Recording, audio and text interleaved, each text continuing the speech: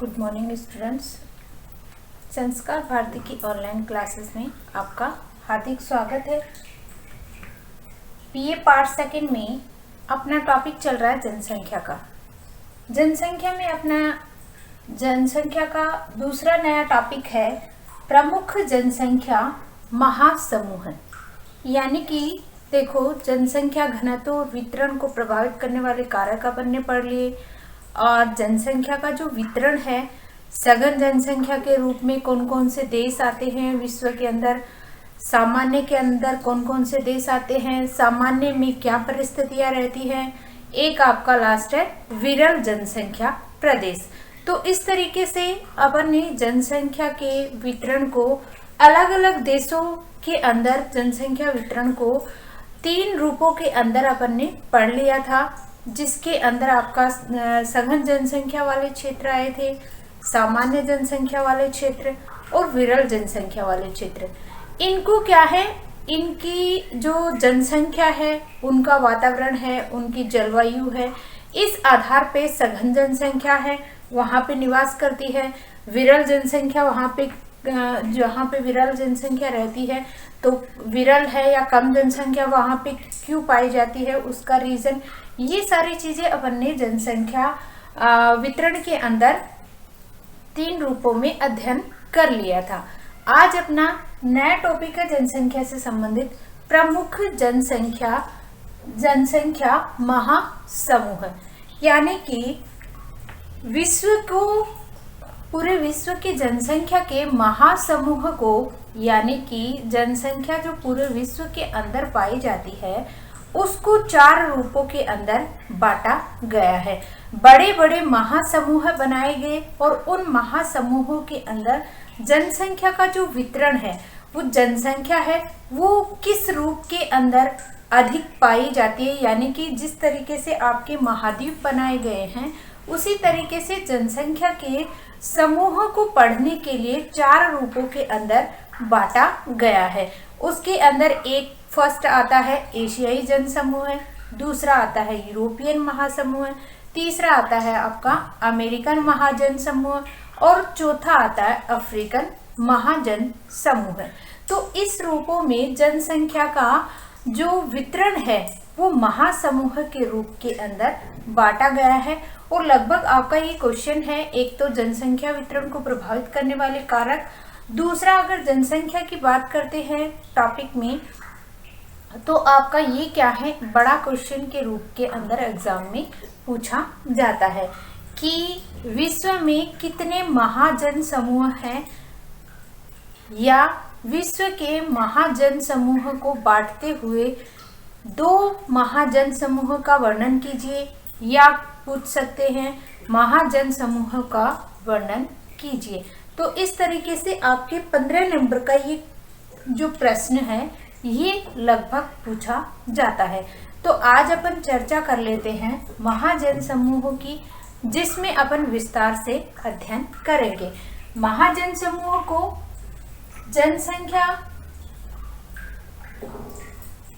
जनसंख्या महाजन समूह के आधार पर कितने भागों में बांटा गया है। जनसंख्या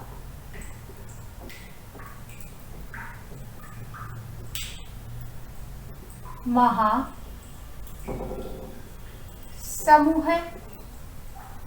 को 4 भागों में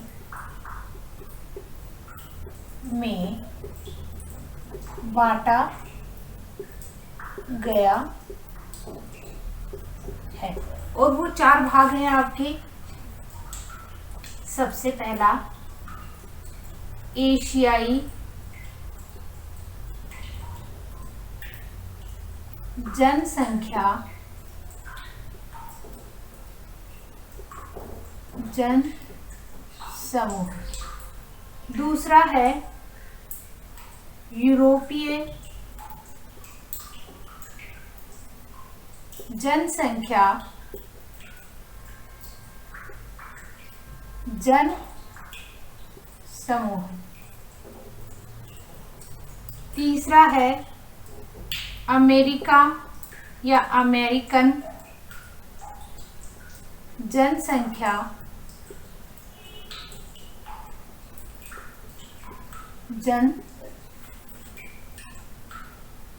जन या महासमूह, महासमूह कर लेना इसको,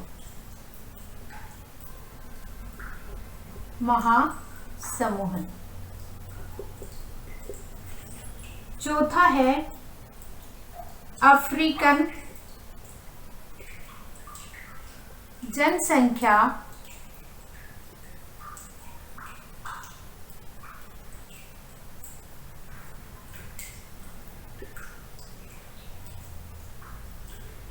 महाजन समूह।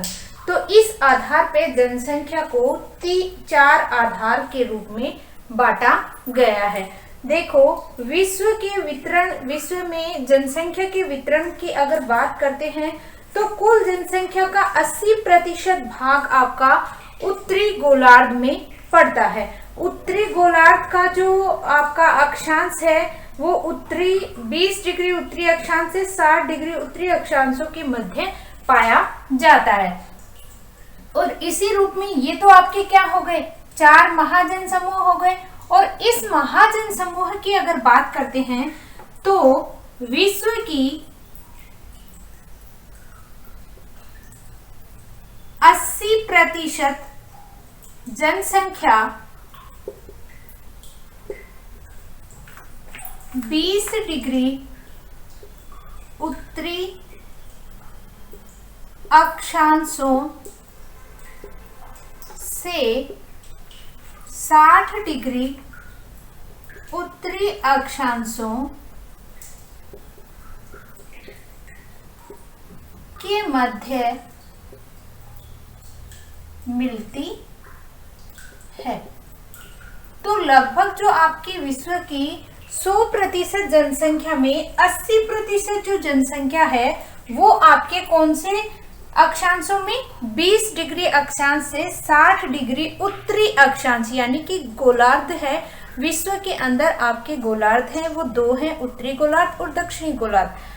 वैसे देखा जाए तो आपकी लगभग जो जनसंख्या है वो उत्तरी गोलार्ध के अंदर ही मिलती है। उत्तरी गोलार्ध में भी आपका कौन सा, आपका जो 20 डिग्री अक्षांश, यानी कि इस तरीके से आपकी जो अक्षांश रेखाएं हैं ये जैसे आपकी 0 डिग्री हो गई, तो 20 से आपकी 60 डिग्री उत्तरी अक्षांश के अंदर आपकी क्या पाई जाती है, जनसंख्या है वो कितने प्रतिशत, उत्तरी अक्षांश। उत्तरी अक्षांश तो 80% जो जनसंख्या देखने को मिलती है आपकी वो कौन से गोलार्ध में पाई जाती है, ये आपका उत्तरी गोलार्ध है। और उत्तरी गोलार्ध के अंदर ये जैसे आपका ग्लोब है और ग्लोब के ऊपर आपका ये जो उत्तरी गोलार्ध है, इस उत्तरी गोलार्ध के अंदर आपकी क्या पाई जाती है, 80% जनसंख्या है वो पाई जाती है। और कौन से अक्षांशों में, 20 डिग्री अक्षांशों से लेकर 60 डिग्री अक्षांशों के मध्य ही आपकी 80%, विश्व की 80% जनसंख्या है वो कौन से गोलार्ध में, उत्तरी गोलार्ध में देखने को मिलती है। तो इस तरीके से जनसंख्या का जो वितरण है वो आपका जनसंख्या का जो बसाव है, ये जो परिस्थितियां हैं उत्तरी गोलार्ध में लोगों के रहने की, तो इस आधार पे यहाँ पे जनसंख्या है वो देखने को मिलती है। इस प्रकार जनसंख्या का बड़ा जो भाग है विश्व के 4 विशाल क्षेत्रों में निवास करता है। और ये 4 विशाल क्षेत्र आपके कौन से हैं, उत्तरी आपका एशिया, यूरोप, अमेरिकन, अफ्रीकन, ये आपके क्या हैं, 4 विशाल क्षेत्र हैं जहां पे आपके विश्व की जनसंख्या है वो देखने को मिलती है। और इन्हें क्या है, महाजन समूह के रूप में भी माना जाता है। इन महाजन समूह के आधार पे ही जनसंख्या है वो अलग अलग क्षेत्रों के अंदर निवास करती है। तो सबसे पहला एशियाई जन समूह की बात कर लेते हैं। सबसे पहला है, इसका स्क्रीनशॉट लेना चाहते हो तो ले सकते हो। सबसे पहला बात करते हैं अपन एशियाई जनसंख्या जन समूह है। एशियाई आपकी सबसे पहला है विशाल क्षेत्र एशियाई जन समूह है।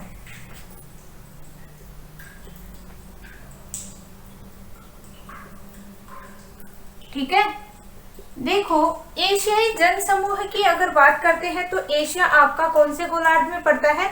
उत्तरी गोलार्ध के अंदर पड़ता है। यह संसार का क्या है? सबसे बड़ा जन समूह है माना जाता है। इस क्षेत्र की अगर बात करते हैं तो आपका इस क्षेत्र में चीन है, भारत है, Indonesia, Pakistan, Bangladesh, Japan, Vietnam, Thailand और अनेक प्रकार के राष्ट्र हैं इसमें देखने को मिलते हैं। और इस क्षेत्र के अंदर आपका चीन जो सबसे ज्यादा जनसंख्या रखने वाला देश है, इसी क्षेत्र के अंदर आता है। और लगभग विश्व की 22% जनसंख्या है वो क्या है? इसी क्षेत्र के अंदर निवास करती है। और इसी के साथ साथ यहाँ पे क्या है? एक जो क्षेत्र है जापान, जापान को छोड़कर जो मैंने अभी बताया आपको, चीन, वियतनाम, बांग्लादेश, श्रीलंका, ये जो क्षेत्र जो मैंने अभी बताए नाम, पाकिस्तान, वियतनाम, इंडोनेशिया, चीन, थाईलैंड, ये जो राष्ट्र हैं इनमें से आपके जापान को छोड़कर सभी क्षेत्रों के अंदर क्या है? कृषि कार्य है वो किया जाता है। दूसरी यहाँ की विशेषता ये है कि यहाँ की जो जलवायु है वो कैसी पाई जाती है? मानसूनी प्रकार की जलवायु है वो पाई जाती है। पहला रीजन यहाँ पे कृषि कार्य, दूसरा यहाँ पे मानसूनी जलवायु पाई जाती है। और इसी के साथ साथ यहाँ पे क्या है? वर्ष में 2 बार फसल है वो उत्पादित की जाती है। और इसी क्षेत्र में जो आपका एशियाई जन समूह है, यहाँ पे फसल है एक वर्ष में 2 फसल क्या है? उत्पादित की जाती है। और यहाँ पे क्या है? चावल की जो खेती है, चावल की जो फसल है वो ज्यादा क्या है? उत्पादित की जाती है। और चावल प्रधान कृषि देश है उसे लगभग क्या है?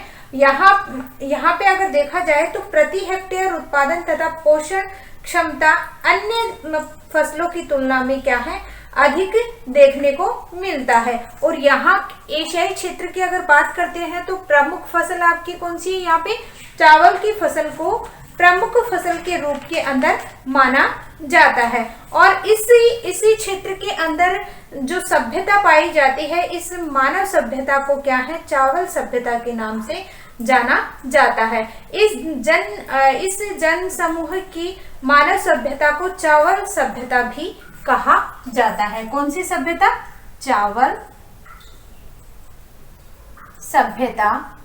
चावल सभ्यता। इस मानव समूह के अंदर जो सभ्यता पाई जाती है उसे चावल सभ्यता भी कहा जाता है। दूसरे अगर इस क्षेत्र की बात करते हैं तो इस क्षेत्र के अंदर मैंने अभी आपको बताया कि यहाँ पे चीन है, जापान है, भारत, बांग्लादेश, थाईलैंड, वियतनाम, ये जो क्षेत्र है ये क्या है? आपके समुद्री क्षेत्रों के आसपास, या कह सकते हैं कि यहाँ पे क्या है? नदियों का बहाव है वो ज्यादा होता है, या कह सकते हैं कि नदी घाटियों के पास में नदियों के डेल्टाई क्षेत्र में क्या है? मिलने की वजह से यहाँ पे क्या है? आपकी जो मृदा है वो क्या है? उपजाऊ पाई जाती है। और यहाँ पे जो मृदा होती है वो लगभग क्या है? जलोढ़ मृदा का विस्तार है वो देखने को मिलता है। और नदी घाटियों के आसपास यहाँ पे जनसंख्या है वो सघन रूप में सबसे ज्यादा जनसंख्या है वो नदी घाटियों के पास में पाई जाती है।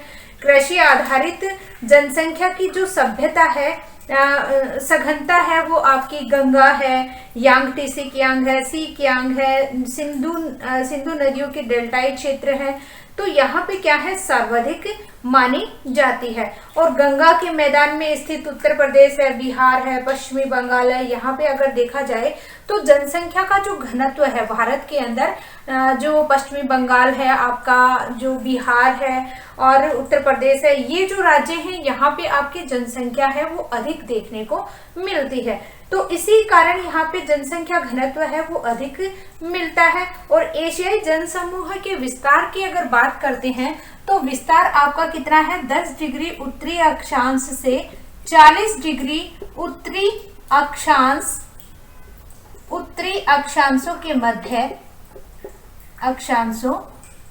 के मध्य यहाँ पे जनसंख्या है वो पाई जाती है। और यहाँ पे क्या है 10 से 40 डिग्री अक्षांशों के मध्य जनसंख्या है वो पाई जाती है। और यहाँ जो जलवायु है वो आपकी क्या है उष्ण और उपोष्ण प्रकार की भी पाई जाती है। चीन, Japan, Korea, Vietnam, Bharat, Bangladesh, इन क्षेत्रों की अगर बात करते हैं तो मानसूनी पवनों के प्रभाव में भी ये आते हैं। और कह सकते हैं यहाँ पे उष्ण और उपोष्ण दोनों जलवायु है वो देखने को मिलती है। और पर्वतीय क्षेत्रों से जो नदियां प्रवाहित होती हैं और उनके द्वारा क्या है जल है वो सिंचाई के द्वारा नहरों के रूप में सिंचाई है वो की जाती है। इसी क्षेत्र की अगर बात करते हैं तो यहाँ पे क्या है कृषि के लिए क्या है उपजाऊ भूमि है वो देखने को मिलती है। जिसके कारण यहाँ पे एशियाई जो जन समूह है उसकी अगर बात कर रहे हैं तो यहाँ पे जो कृषि प्रधान व्यवस्था है वो क्या है कृषि के ऊपर ही निर्भर करती है। और इसी के साथ साथ अगर देखा जाए तो एशियाई जनसमूह में आर्थिक क्रियाओं की दृष्टि से जापान के अतिरिक्त शेष देशों में कृषि प्रधान अर्थव्यवस्था है देखने को मिलती है। और निर्वहन के लिए मानव जो किसान है वो अपना जीवन यापन करने के लिए निर्वहन कृषि का प्रयोग करता है, निर्वहन कृषि अपनाता है।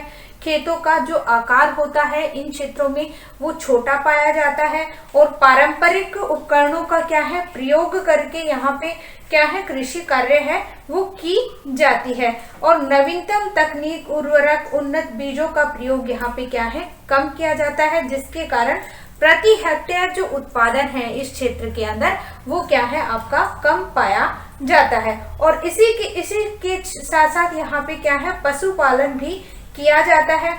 पशुपालन के साथ यहाँ पे क्या है मानसूनी जलवायु होने के कारण इन क्षेत्रों के अंदर आपकी बागाती जो फसलें हैं वो भी क्या है उत्पादित की जाती हैं, जिसमें आपका थाईलैंड है, मलेशिया है, इंडोनेशिया है, इन क्षेत्रों के अंदर प्रमुख रूप से देखने को मिलते हैं। और बागानों के रूप में अगर बात करते हैं तो रबर के बागान है यहाँ पे विकसित किए जाते हैं। कृषि प्रधान जनसंख्या होने के अधिकांश भाग यहाँ पे क्या है कृषि प्रधान होने के साथ साथ इन क्षेत्रों के अंदर जो जनसंख्या निवास करती है वो आपकी क्या है ग्रामीण जनसंख्या है वो देखने को मिलती है। और इसी के साथ साथ आपका क्या है जनसंख्या के बारे में अगर देखें तो 1950 के उपरांत भारत व चीन में तीव्रता से औद्योगिक विकास हुआ है और नगरीकरण की प्रक्रिया है उसको क्या है गति मिली है, जिससे क्या है जो 27.72% जनसंख्या है वो गांवों में निवास कर रही है। और इसी के साथ साथ यहाँ पे अगर जापान को छोड़कर एशियाई जनसमूह के सभी जनांकीय संक्रमण की विस्फोट की अवस्था से सारे देश है वो गुजर चुके हैं, सिर्फ जापान देश को छोड़कर, जहां क्या है उच्च जन्म दर के साथ साथ स्वास्थ्य संबंधित सुविधाओं का विस्तार से क्या है विस्तार होने से मृत्यु दर के अंदर क्या है कमी आई है, जिससे जनसंख्या वृद्धि दर तो क्या हो गई है आपकी उच्च हो गई है तथा जनसंख्या की जो स्थिति है वो क्या है विस्फोट के रूप के अंदर सामने आई है। तो जनसंख्या वृद्धि से भोजन, आवास, रोजगार, निर्धनता और पर्यावरण संबंधी क्या है आपके समस्याएं हैं वो सामने आ रही है। तो ये सारी क्या है एशियाई जनसमूह की विशेषता के रूप में देखने को मिलती है। तो आज अभी मैं आप लोगों को विस्तार से थोड़ा बता देती हूँ, मेरे साथ साथ नोट्स बनाते जाना जिससे आपको थोड़ा याद रह सके।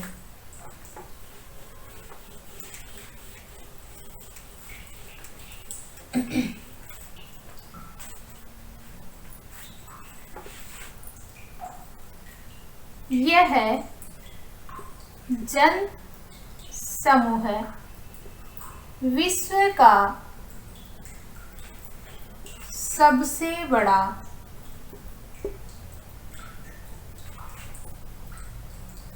बड़ा जन समूह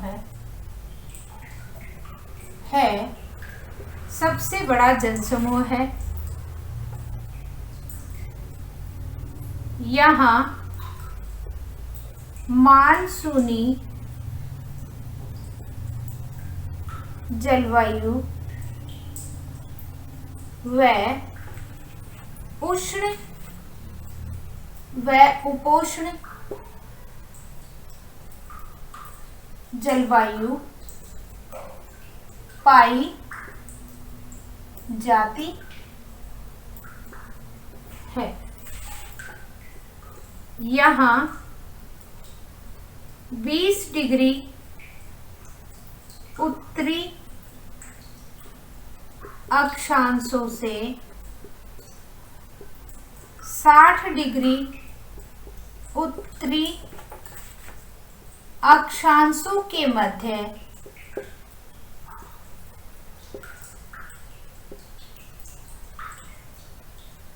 जनसमूह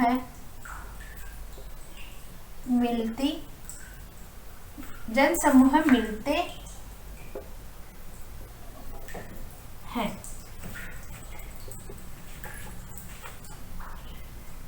यहाँ भारत, चीन, Vietnam, Japan, Bangladesh,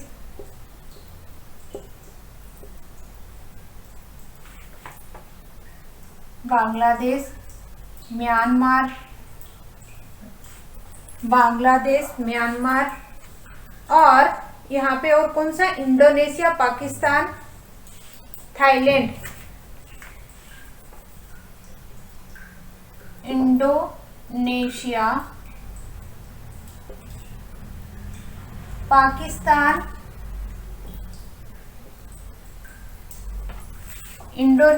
Pakistan, Thailand,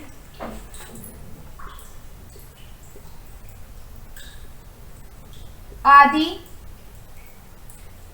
देशों को शामिल किया गया है।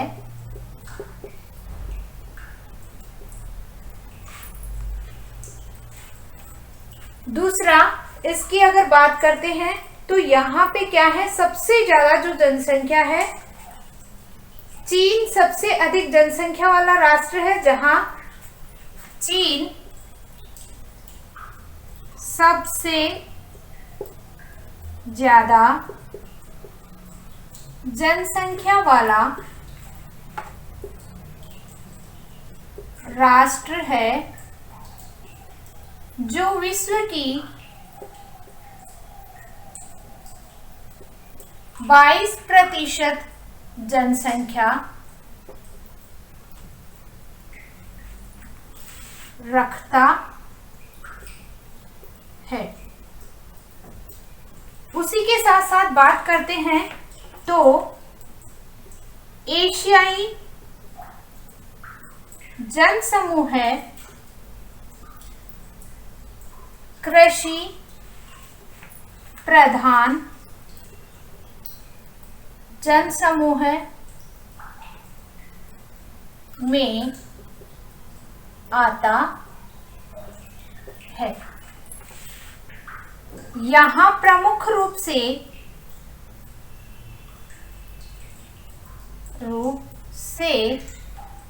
चावल की कृषि की जाती है। चावल की कृषि की जाती है।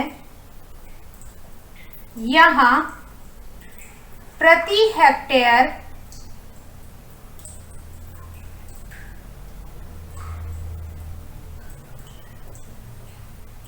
उत्पादन अधिक होता है। इसका स्क्रीनशॉट लेना चाहते हो तो ले सकते हो।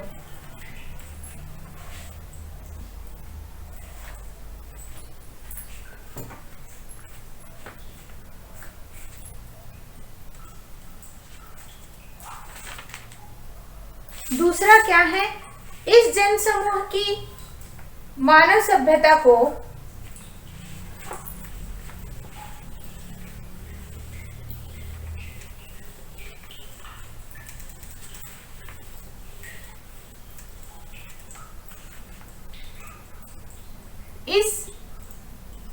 जन समूह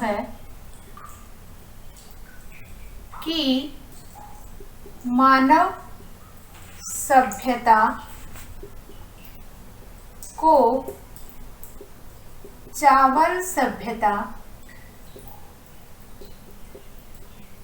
भी कहते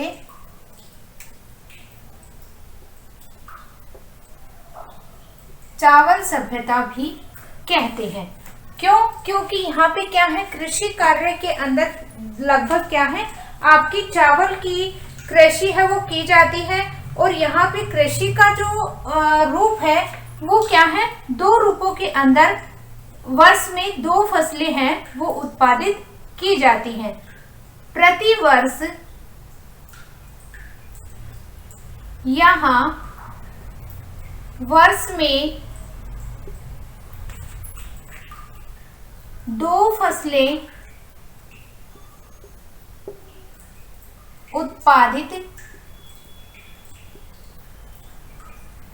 की जाती हैं।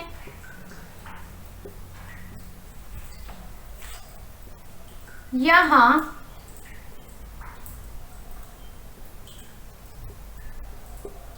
नदियों के डेल्टाई क्षेत्र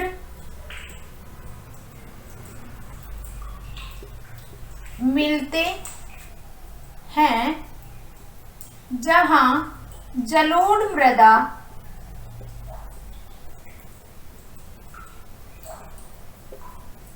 मिलती है, जो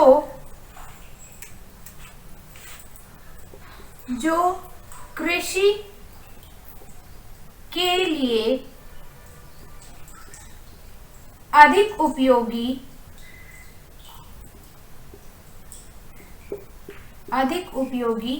होती है।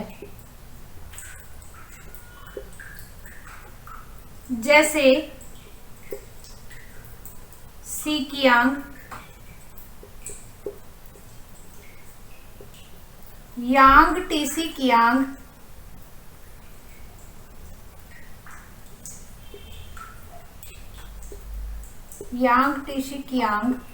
गंगा, यमुना,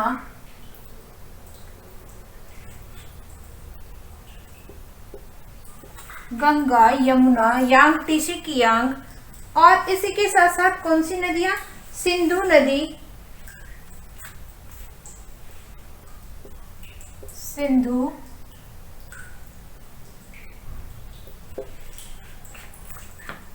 नदियों के पास जनसंख्या सघन पाई जाती है।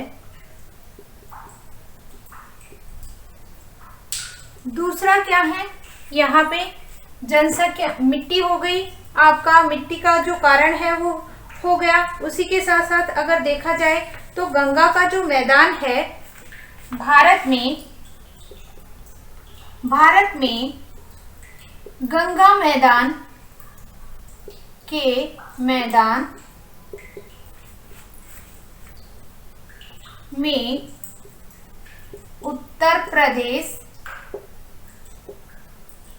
बिहार, पश्चिमी बंगाल,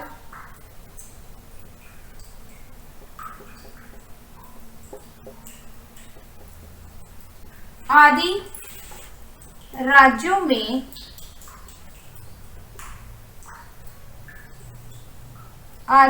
में जनसंख्या घनत्व अधिक पाया जाता है। जनसंख्या घनत्व है वो अधिक पाया जाता है। उसी के साथ साथ अगर देखा जाए तो एशियाई जनसमूह का मुख्य विस्तार है वो लगभग आपका 10 डिग्री उत्तरी अक्षांश से 30-40 डिग्री उत्तरी अक्षांशों के मध्य है वो देखने को मिलता है। इसी क्षेत्र में आपका अगर बात करते हैं तो आपका लगभग क्या है, विस्तार अगर है एशिया जनसमूह का विस्तार 10 डिग्री उत्तरी अक्षांश से 40 डिग्री उत्तरी अक्षांशों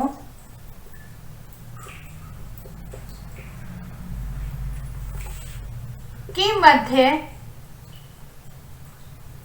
पाया जाता है।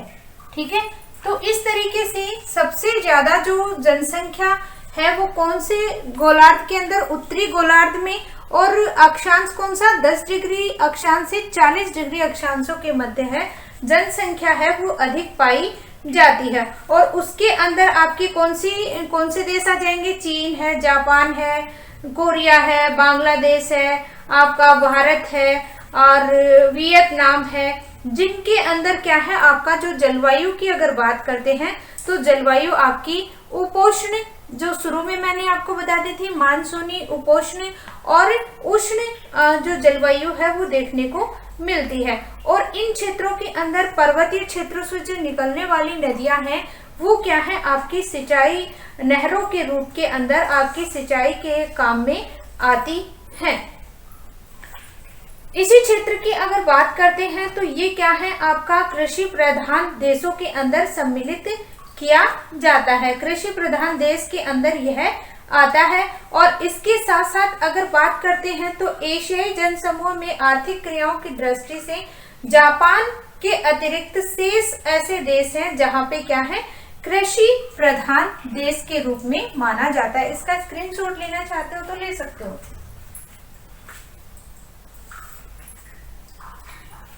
देखो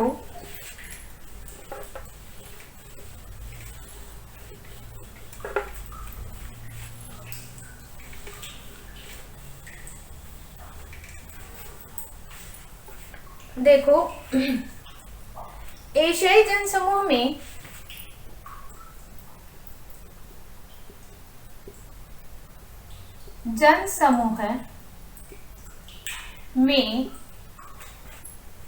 आर्थिक क्रियाओं में जापान को छोड़कर सभी देशों में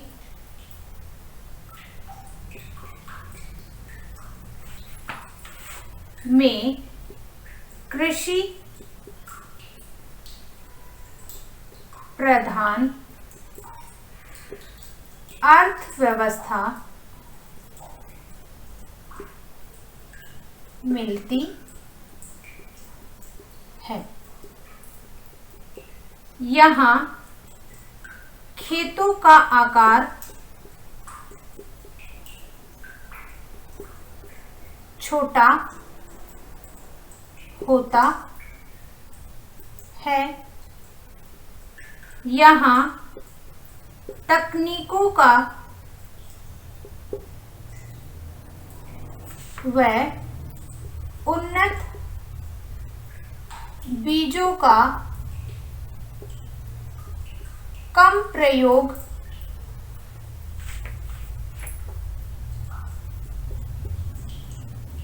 होता है, जिससे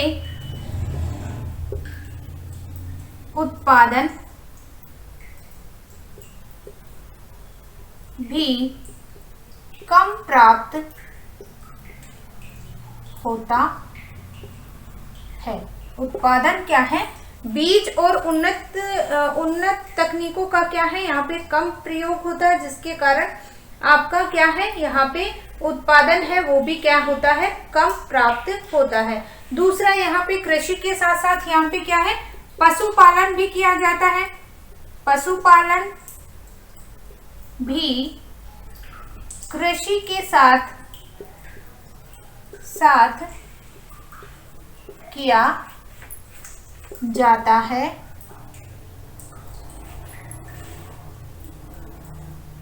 बागाती कृषि भी की जाती है। बागानों में रबर के बागान लगाए जाते हैं। रबर के बागान यहाँ पे लगाए जाते हैं और इसी क्षेत्र के अंदर क्या है, रबर के बागान लगाए जाने के कारण यहाँ पे बागाती कृषि है वो की जाती है और अधिकतर जनसंख्या है, अधिकांश जनसंख्या ग्रामीण पाई जाती है। 1950 के उपरांत यहाँ 1950 के उपरांत यहाँ भारत चीन के अंदर औद्योगिक विकास हुआ। यहाँ 1950 के उपरांत भारत व चीन में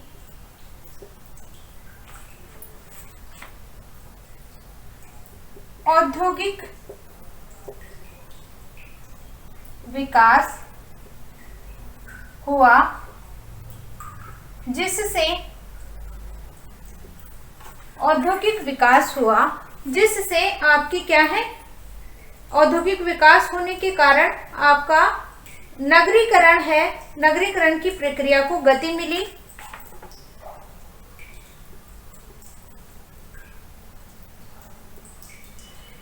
की प्रक्रिया को गति मिली व नगरीय जनसंख्या 27.20%,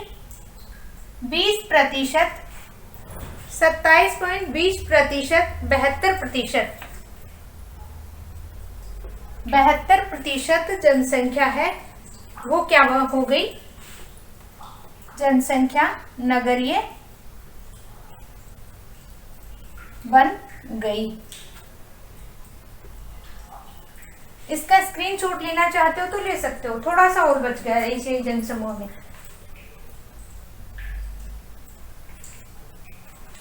उसके साथ साथ क्या है आपका इन क्षेत्रों में, एशियाई जनसमूह के अंदर आपका जो चीन है, भारत है, बांग्लादेश है, वियतनाम है, थाईलैंड है, इन देशों के अंदर आपके जापान को छोड़कर यहाँ पे क्या है, जनांकीय संक्रमण है, उसकी विस्फोट की जो अवस्था है वो क्या है, सभी देश है वो गुजर चुके हैं। यहाँ पे उच्च जन्म दर है, वो उच्च जन्म दर के साथ स्वास्थ्य सुविधाओं का विस्तार से मृत्यु दर में क्या है, कमी आई है।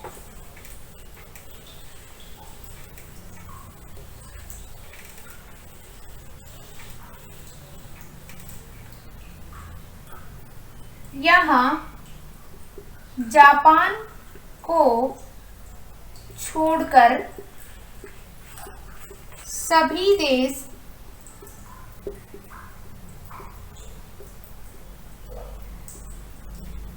जनांकीय संक्रमण जनांकीय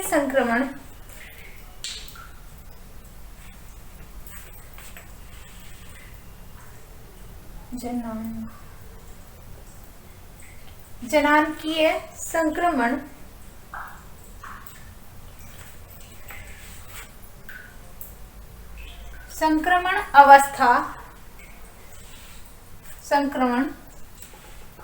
के विस्फोट से गुजर चुके हैं। यानी कि जनसंख्या संक्रमण है वो जापान को छोड़कर सबसे ज्यादा जनसंख्या है वो बाकी देशों की अवस्था है वो गुजर चुकी है। यहाँ पे उच्च जन्म दर, यहाँ उच्च जन्म दर के साथ स्वास्थ्य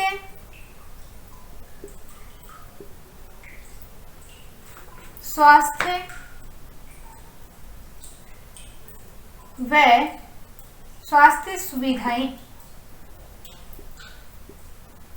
का विस्तार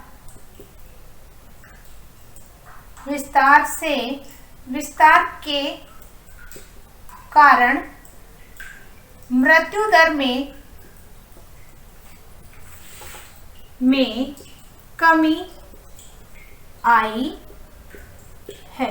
तो इस तरीके से क्या है, इन एशियाई जनसमूह के अंदर लगातार क्या है, जनसंख्या वृद्धि है वो बढ़ती गई है, जिससे क्या है, जनसंख्या वृद्धि दर है वो उच्च हो गई है और विस्फोट की अवस्था के अंदर आ गई है, जिससे जनसंख्या वृद्धि दर तीव्र हुई है और विस्फोट तक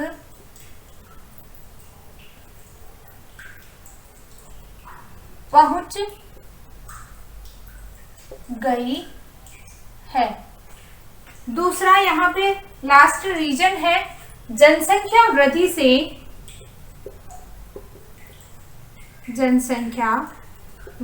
के कारण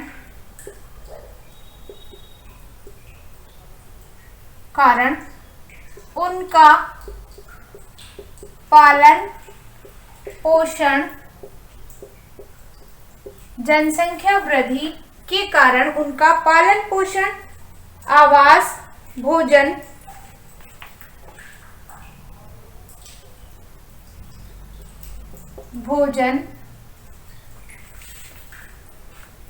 आदि में समस्याएं आ रही हैं। तो ये आपका इतना क्या है, एशियाई जनसमूह की चर्चा की है अपन ने, जिसमें आपका संपूर्ण एशियाई जनसमूह है वो माना जाता है। आज के लिए बस इतना ही, कल आगे चर्चा करेंगे। धन्यवाद।